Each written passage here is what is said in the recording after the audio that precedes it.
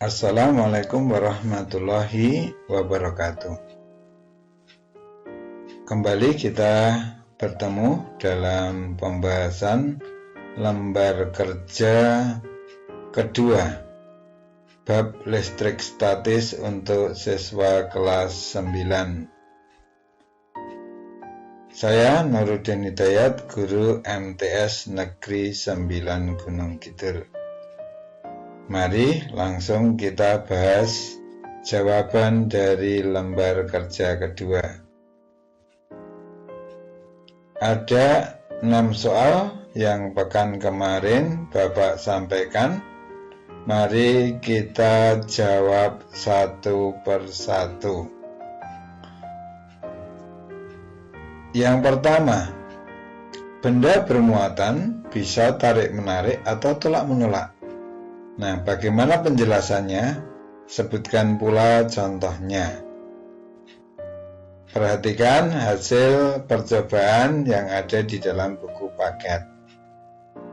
Apabila sisir yang telah digosok dengan kain wol didekatkan dengan batang ebonit yang juga digosok dengan kain wol, maka batang ebonit dan sisir akan tolak-menolak. Kenapa tolak-menolak? Ternyata keduanya bermuatan yang sama, yaitu sama-sama bermuatan negatif. Ingat, di LK pertama sudah ada bagaimana cara pembentukan muatan. Percobaan yang kedua adalah batang kaca yang telah digosok dengan kain sutra didekatkan dengan sisir plastik yang sudah digosok dengan kain wol. Maka batang kaca dan sisir plastik akan tarik-menarik. Ini menunjukkan bahwa batang kaca dan plastik bermuatan yang berbeda. Kaca akan bermuatan positif, sedangkan sisir bermuatan negatif. Untuk contohnya, contoh benda yang bermuatan. Yang pertama, benda bermuatan positif adalah kaca, batang kaca yang digosok dengan kain sutra. Kemudian yang kedua adalah karet keras yang digosok kain sutra. Sedangkan benda bermuatan negatif, contohnya adalah plastik atau mika yang telah digosok dengan kain wol. Dan yang kedua adalah ebonit yang juga digosok dengan kain wol. Untuk pertanyaan yang kedua, besar gaya tarik-menarik atau tolak-menolak dua benda bermuatan dipengaruhi oleh besar muatan masing-masing dan jarak antara kedua muatan. Jadi ada dua faktor di situ. Jelaskan kedua pengaruh tersebut. Yang pertama, besarnya gaya itu sebanding dengan muatan masing-masing. Artinya, semakin besar muatan benda, akan semakin besar pula gaya tarik atau gaya tolak yang ditimbulkan. Sebaliknya, semakin kecil muatan benda, maka akan semakin kecil pula gaya tarik atau gaya tolak yang dihasilkan. Sehingga secara matematika dapat dikatakan bahwa besarnya gaya F sebanding dengan muatan pertama QA atau Q1 kali QB atau Q2. Jadi di sini sebanding. Yang kedua, berbanding terbalik dengan kuadrat jarak. Artinya, semakin dekat kedua benda, maka gaya tarik atau tolaknya semakin besar.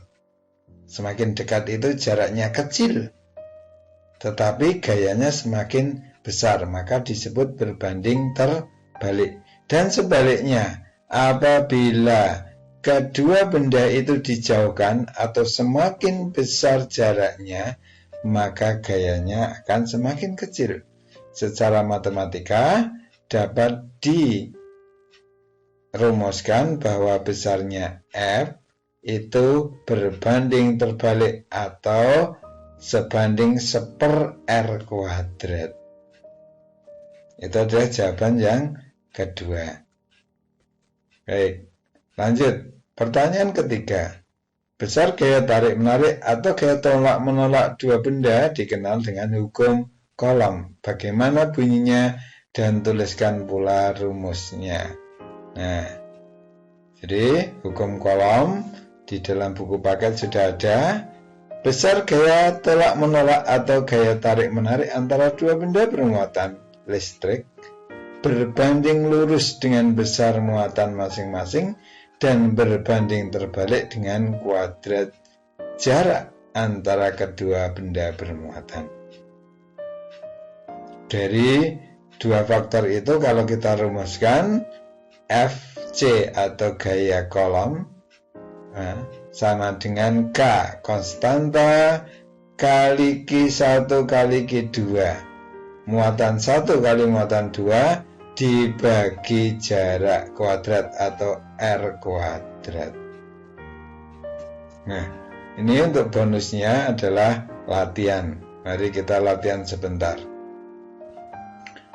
Dua benda bermuatan sejenis, masing-masing Q berada pada jarak R, memiliki gaya Coulomb F. Jadi ada dua benda bermuatan memiliki jarak, maka dia memiliki gaya Coulomb F. Berapa besar gaya Coulomb jika kedua muatan diubah menjadi 2Q? Di sini yang berubah hanya satu faktor, yaitu muatannya. Kedua muatan diubah menjadi 2. Maka diketahui kondisi yang mula-mula itu Q1, Q2-nya adalah Q, R1-nya adalah R, maka F1-nya adalah F. Ditanya berapa F2, berapa besar gaya jika Q1 dan Q2 sama dengan 2Q, artinya ada perubahan, maka F1 adalah kondisi mula-mula, F2 adalah setelah ada perubahan. Nah, dijawab, tadi kita mendapatkan rumus bahwa besarnya gaya itu sebanding dengan muatan masing-masing Q1 kali Q2. Nah, dalam hal ini F1-nya adalah sebesar F. Berapa besarnya F2? Karena yang berubah adalah muatannya menjadi 2Q, maka di sana akan menjadi 2Q1 kali 2Q2. 2 kali 2 sama dengan 4, Q1 kali Q2 sama dengan F, maka F2 sama dengan 4F. Jika nanti adik-adik belum paham, diulang-ulang untuk pembahasan ini. Contoh yang kedua. Dua buah muatan berada pada jarak R, memiliki gaya Coulomb F. Berapa besar gaya Coulomb jika kedua muatan jaraknya diubah menjadi 2 kali? Nah, kondisi soal yang ini yang berubah adalah jaraknya atau R-nya. Sedangkan muatannya Q-nya adalah tetap. Nah, diketahui kondisi mula-mula, ya, Q1, Q2-nya kita anggap sebagai Q, R1-nya adalah R, maka gaya yang mula-mula F1-nya adalah F. Berapa F2 jika jarak menjadi 2 kali lipat? Nah, ini yang berubah adalah R.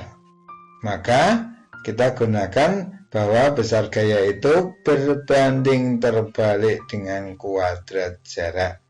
Nah, F1 itu sebanding dengan 1/R². Mohon maaf, ini karena menulis R2-nya harusnya ada R². Itu sama dengan F.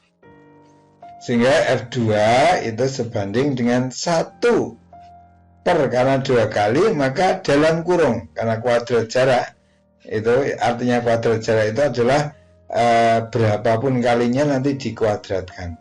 Jadi kalau 2R kuadrat. Nah, kalau kurungnya dilepas, maka F2 sama dengan 1/4 R kuadrat.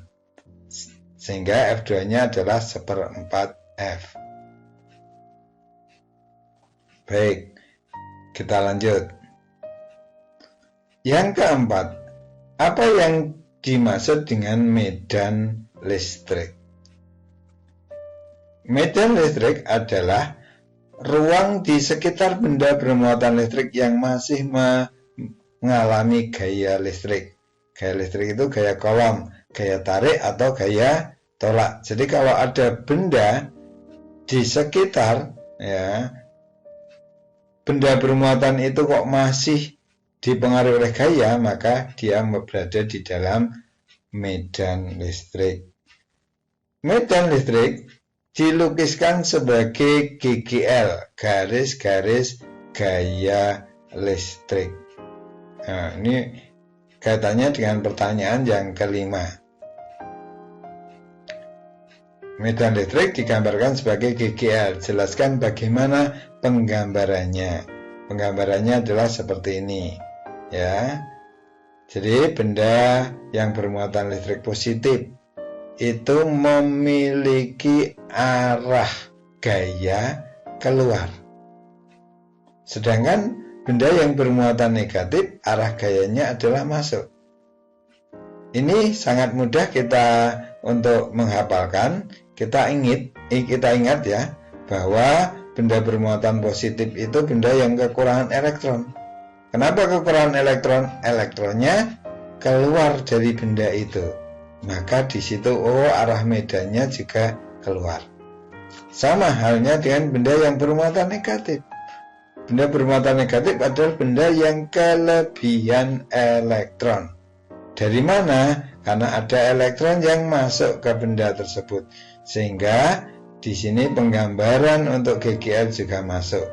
Jadi keluar dan masuk pada GGL itu dapat kita hafalkan ya sesuai dengan elektron yang keluar atau elektron yang masuk yang menyebabkan benda bermuatan positif atau negatif. Ini penggambarannya. Sedangkan yang terakhir, dengan teori medan listrik, coba jelaskan mengapa muatan yang sejenis akan tolak menolak dan muatan yang tidak sejenis akan tarik menarik. Jadi ini adalah penjelasan mengapa ada gaya tarik menarik atau tolak menolak. Nah, kita lihat yang gambar A. Benda bermuatan positif tadi arah gayanya adalah keluar. Ketika dua benda itu kita dekatkan, karena arah gayanya itu sama-sama keluar, maka dia akan tolak menolak. Coba bandingkan dengan gambar yang B. Ya, benda positif arah gayanya keluar, benda negatif arah gayanya masuk. Jadi yang satu keluar akan masuk ke benda negatif. Maka akan terjadi tarik menarik. Jadi tarik menarik dan tolak menolak dipengaruhi oleh arah gaya medan listrik atau yang kita sebut sebagai arah garis-garis gaya listrik atau GGL. Demikian anak-anakku ya untuk pembahasan kali ini. Semoga menjadikan Anda paham. Jika belum paham silakan jangan malu-malu untuk bertanya kepada Bapak. Kita akan ketemu lagi insya Allah untuk LK yang ketiga. Sekian, Assalamualaikum warahmatullahi wabarakatuh.